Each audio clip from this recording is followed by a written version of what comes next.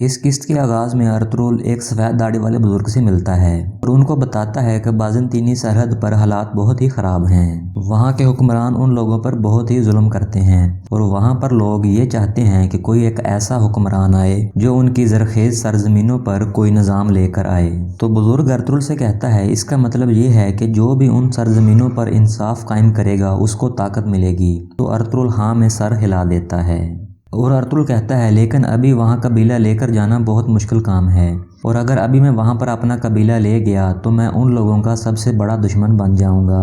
لیکن ارطغرل اسے کہتا ہے کہ انشاءاللہ میں ایک دن اپنا قبیلہ وہاں لے جانے کی پوری کوشش کروں گا۔ دوسری طرف سعد الدین کے پاس تنگت آیا ہوتا ہے۔ سعد الدین اسے کہتا ہے کہ میری بات غور سے سنو، میں نہ صرف تمہیں نویان دوں گا بلکہ اوز خان کی مہر بھی دوں گا۔ تم یہ مہر لے کر اوکتائی خان کے پاس چلے جانا اور جو عہدہ تم چاہتے ہو وہ تم حاصل کر لینا۔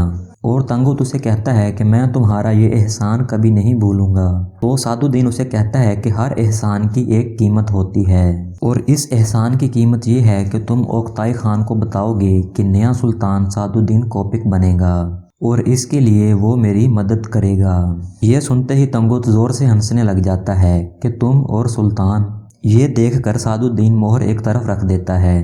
تو پھر تنگت اسے کہتا ہے کہ ٹھیک ہے، تمہاری وجہ سے ہی مجھے طاقت مل رہی ہے تو میں تمہیں سلطان بنانے کے لیے پوری کوشش کروں گا۔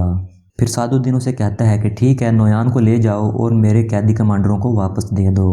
دوسری طرف حالت میں سفید داڑھی والے بزرگ ارطغرل کو ایک نئی تلوار دیتے ہیں اور اس تلوار دینے کے ساتھ ارطغرل کو بہت سی دعائیں بھی دیتے ہیں۔ پھر ایک جھنڈا اور قرآن پاک بھی ارطغرل کو دیتے ہیں۔ دوسری طرف سنگرتکین اور دلی دمیر نویان کے ڈیرے کے پاس پہنچ جاتے ہیں اور وہاں چھپ کر بیٹھ جاتے ہیں۔ وہاں پر 3 سلجوق کمانڈر بھی موجود ہوتے ہیں جو کہ نویان کے بدلے انہوں نے واپس لینے ہوتے ہیں۔ اتنے میں تنگت کا سپاہی وہاں پر پہنچتا ہے اور ان سے کہتا ہے کہ قیدیوں کو تیار کرو، ہم نویان کو واپس لینے جا رہے ہیں۔ اس کے بعد کچھ سپاہی ان 3 کمانڈروں کو لے کر وہاں سے روانہ ہو جاتے ہیں۔ تھوڑی دیر بعد وہ کاروان سرائے میں پہنچ جاتے ہیں۔ وہاں پر پھر قیدیوں کا تبادلہ کیا جاتا ہے۔ 3 کمانڈروں کے بدلے میں نویان منگولوں کو واپس کر دیا جاتا ہے۔ اس کے بعد سعد الدین نویان سے کہتا ہے کہ اگر تم لوگوں نے 3 دن کے اندر سلجوق سرزمینوں کو نہ چھوڑا تو تم لوگوں کو امن کا مخالف سمجھا جائے گا اور قتل کر دیا جائے گا۔ اور نویان اس سے کہتا ہے کہ جب میں واپس آؤں گا تو ان سرزمینوں کو مکمل طور پر تباہ کر دوں گا۔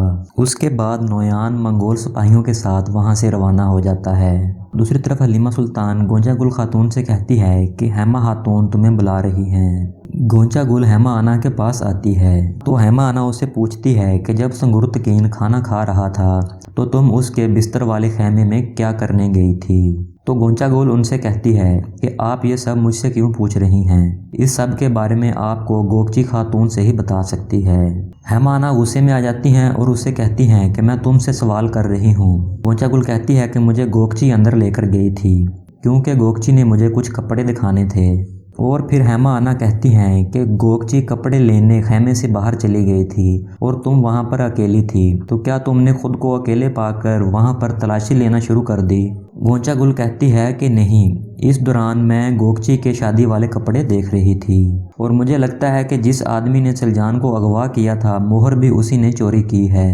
تو ہیما آنا کہتی ہے کہ جلد یا بدیر اس بات کا پتہ چل جائے گا اور پھر میں اس کو قبیلے میں خیمے کے سامنے الٹا لٹکا دوں گی۔ دوسری طرف گمشتکین سونا لے کر بیٹھا ہوتا ہے تو آیت اللہ وہاں پر داخل ہوتی ہے تو اس سے پوچھتی ہے کہ بھائی اتنا زیادہ سونا کہاں سے آیا؟ تو گمشتکین اس سے کہتا ہے کہ یہ سب سے تیز تلوار ہے جس کو میں سردار اعلیٰ بننے کے لیے استعمال کرنے والا ہوں اور اس سے میرے راستے میں آنے والی مشکلات بھی ختم ہوں گی۔ اتنے میں گونچا گل خاتون بھی وہاں پر پہنچتی ہے اور اپنے بابا کو بتاتی ہے کہ ہیما آنا نے مجھے اپنے خیمے میں بلایا تھا اور انہوں نے مجھ سے تفتیش کی ہے، لیکن آپ پریشان نہ ہو، میں نے اس کو کچھ نہیں بتایا۔ گمشتکین کہتا ہے کہ مجھے لگتا ہے جب تک ہم کائی قبیلے کو ختم نہ کر دیں ہمیں سکون نہیں ملے گا۔ دوسری طرف دلی دمیر اور سنگرتکین نویان کے لیے بیٹھے ہوتے ہیں تو تھوڑی ہی دیر میں نویان منگول سپاہیوں کے ساتھ وہاں پر پہنچ جاتا ہے۔ دوسری طرف نویان اپنے سپاہیوں کے پاس پہنچتا ہے اور تنگت سے کہتا ہے کہ تنگت کیا میرے سپاہیوں نے مجھے یاد نہیں کیا؟ تو تنگت اسے کہتا ہے کہ یہ سب بہت ہی مایوس ہیں، تمہیں ایک ہارے ہوئے کتے کی طرح پٹتے ہوئے دیکھنا ان کے لیے بہت ہی مایوس کن تھا۔ تو نویان تنگت سے کہتا ہے کہ اب بیٹے اپنے ہی باپ کے خون کے پیاسے ہو گئے ہیں۔ تو تنگو تلوار نکال لیتا ہے اور نویان سے کہتا ہے کہ آج ہی تم مرو گے اور ہم سب سپاہیوں کے لیے یہ جشن کا دن ہوگا۔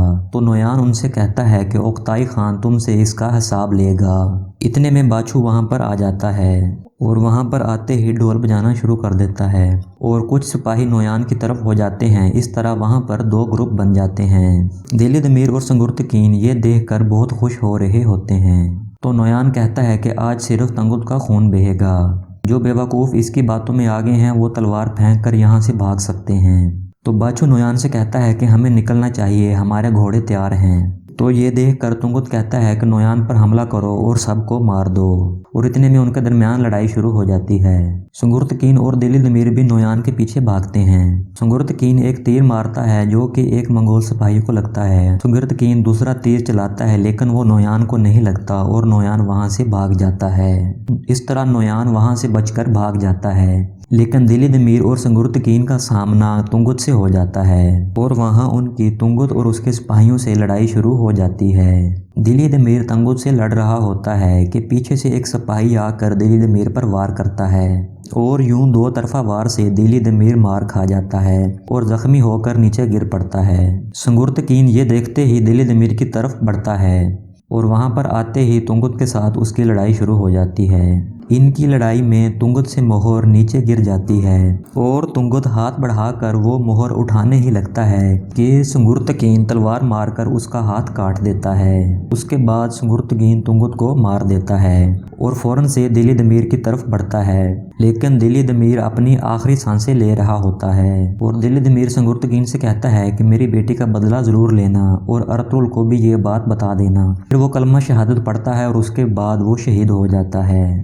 دوسری طرف ارطغرل اور اس کے سپاہی قبیلے پہنچ جاتے ہیں۔ ارطغرل قبیلے کے باہر ہی کھڑا ہوتا ہے اور وہاں پر کچھ پریشان دکھائی دیتا ہے۔ اس کے بعد گھوڑا دڑاتے ہوئے قبیلے میں داخل ہو جاتا ہے۔ اس کے بعد ارطغرل قبیلے پہنچتے ہی سب سے ملتا ہے تو سبھی کچھ پریشان نظر آ رہے ہوتے ہیں۔ تو ارطغرل پوچھتا ہے خیریت تو ہے؟